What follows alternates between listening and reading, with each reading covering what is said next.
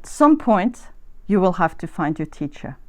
You can do a lot by yourself. There's a lot of resources out there that were not always available in ages past.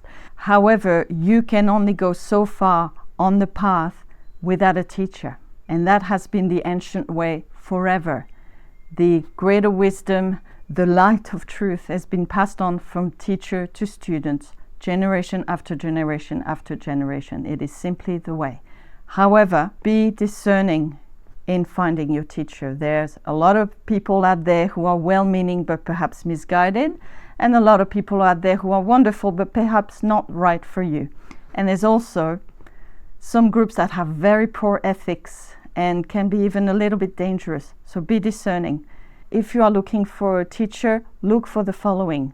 First of all, make sure that they exemplify what they teach. They must walk the talk, not just when they're discoursing, not just when they're in front of a camera or on stage, but all the time, on stage and off stage, in their day-to-day life. If they seem to have a bit of a split where they're amazing when they're presenting to their students, but then they carry on like a complete ego in their private life, that's not a good sign. That means they're unintegrated. They have had the awakenings, they're able to channel, but they have not actually integrated the new states and the new truth. They haven't anchored their transformation. And so they still have a healthy negative ego. They still have a lot of fear. And when spiritual energy comes in and you don't clear your ego, it can create a bit like an ego on steroids. Sadly, we've seen many spiritual teachers over years and decades take advantage of students financially or sexually. That's a very common thing.